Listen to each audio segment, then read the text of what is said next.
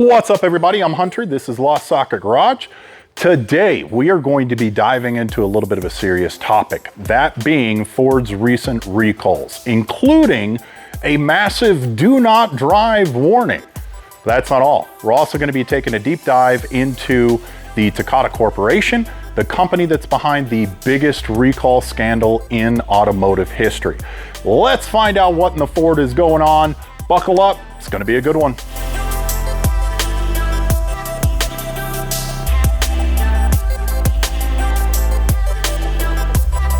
Now, this video is a little bit different, you can tell, because I'm sitting down, because after doing the research for this video, I needed to sit down. This stuff is nuts. So to start off with, let's talk about Ford. If you haven't already heard, you've been living under a rock, but Ford has issued a critical do not drive warning to over 457,000 vehicles equipped with the Takata Airbag. It includes 04 to 06 Rangers, 05 to 2014 Mustangs, and a bunch of other vehicles. But Ford is on its 43rd recall of 2024. That's including a recent recall of over 550,000 F-150s, like one of the most popular trucks on the road right now. Historically, for the last 80 years or whatever, 550,000 of them due to a transmission issue where the transmission will just shift gears. You can be driving down the highway at 85 miles an hour, it'll just shift into first gear for you. Yeah, that's a little bit dangerous. And if that wasn't enough, Ford recently recalled over 30,000 Mustangs, model years 22 and 23, for an issue where the steering wheel just jerks and starts steering somewhere else that you're not steering. Now, you Mustang owners, this is not the excuse for your Mustangs to be eating crowds over the past 20 some odd years. That's completely different. That's just shitty driving.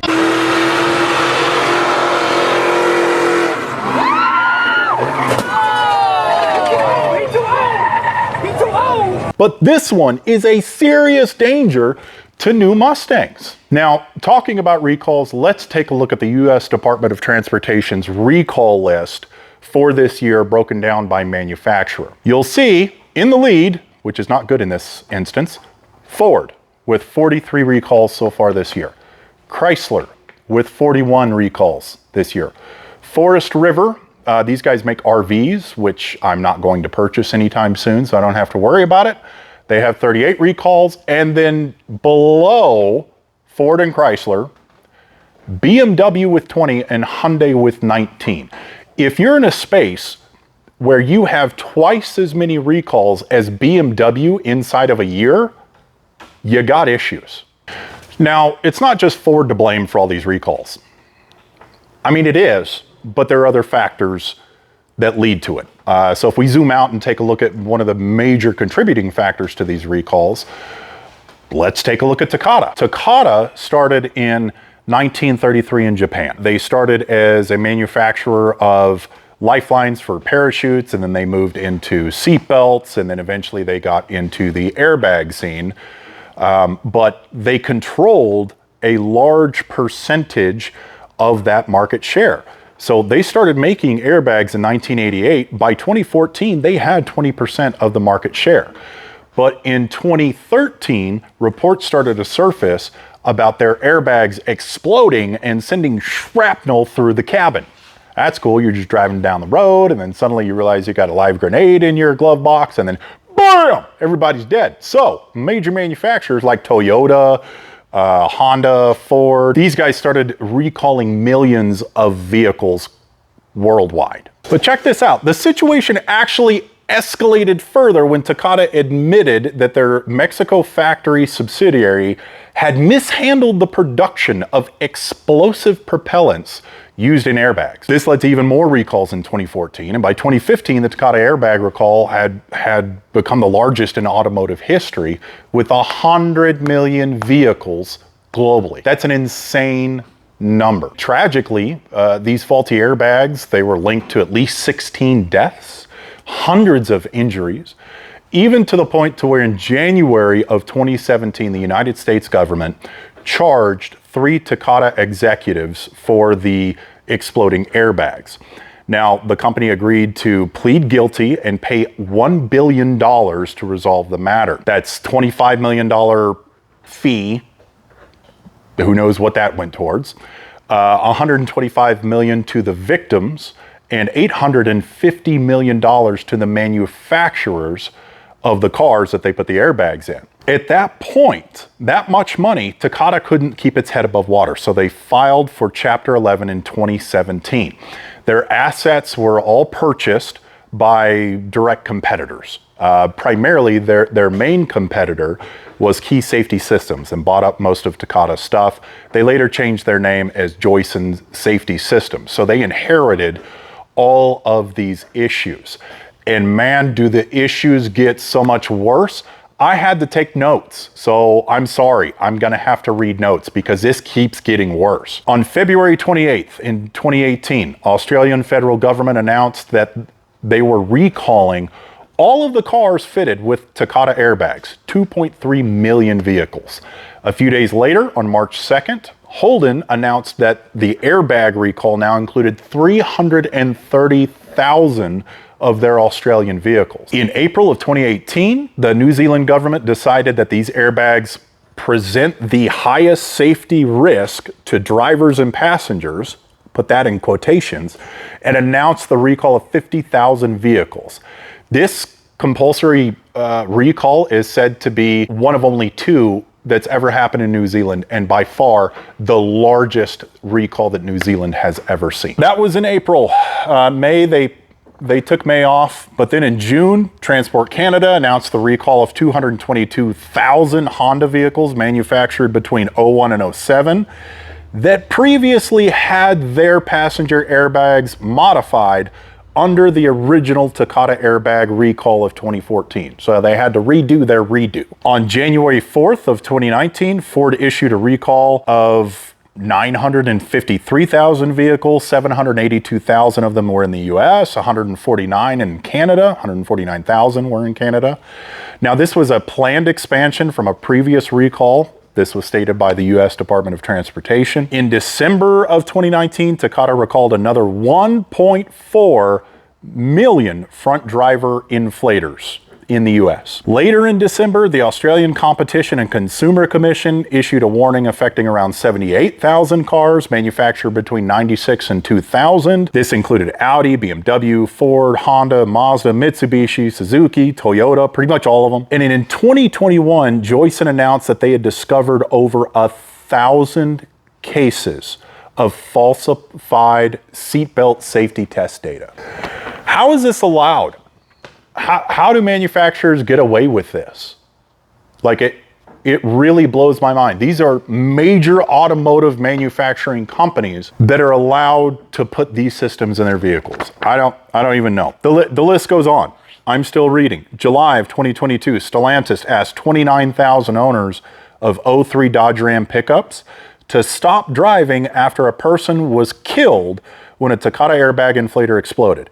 In November of that year, Stellantis urged an additional 276,000 car owners to stop driving their vehicles after 3 other crash deaths were tied to Takata air inflators. February of last year, Honda issued warnings to 8,200 Acura and Honda vehicles not to drive following a death caused by a faulty bag inflator.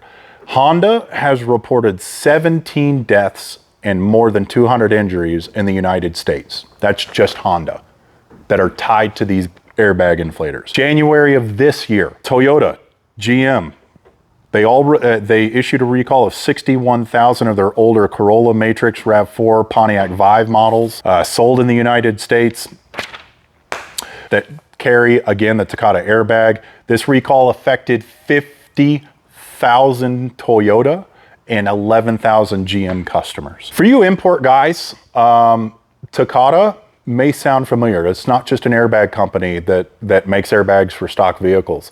They make 4- and 5-point racing harnesses. They make roll cages. They make racing seats. They make steering wheels and a bunch of other crap.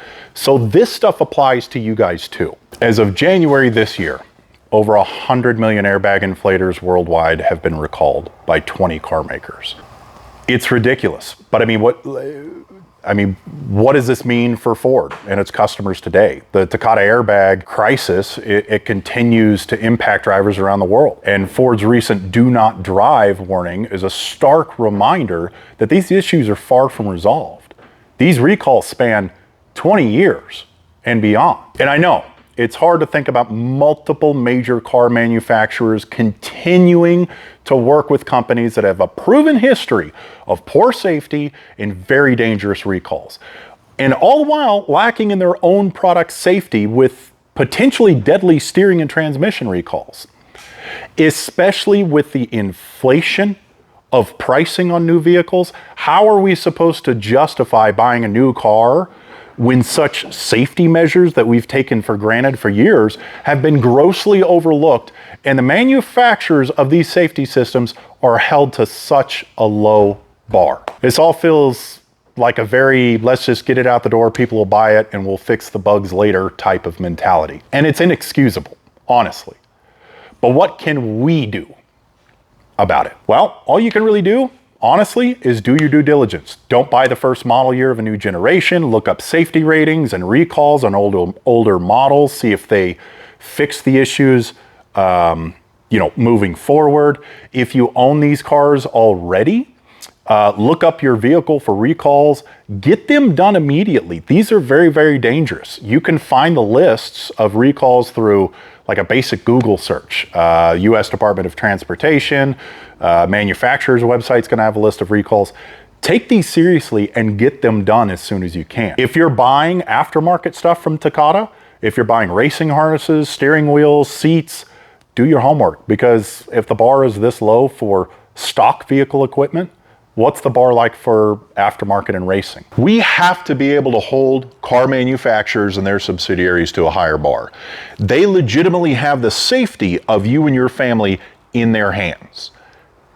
And if they can't prioritize safety as number one, then I guess I'll just stick to building cars from an era where quality was just as important as profit.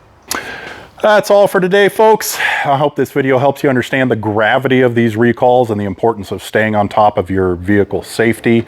It is not something just to brush by the wayside. Check your recalls. It literally can save someone's life. I hope this helped you guys out. If you did like the video, like, subscribe, comment. Let me know in the comments if you've had to take your car in for Ford recalls. Let me know how it went. The ease of taking into the dealership, etc., if they gave you any guff. Submit your 3-minute videos on your ride. I want to feature your ride on Lost Socket Garage. Shoot a 3-minute video of your project car, send it to me at lostsocketgarage.com, and you'll get a chance to be featured on one of our videos. Subscribe, like, join our community, hit the little join button below, and until next time, guys, do what you love, don't be a dick, and as always, never be tamed. Peace!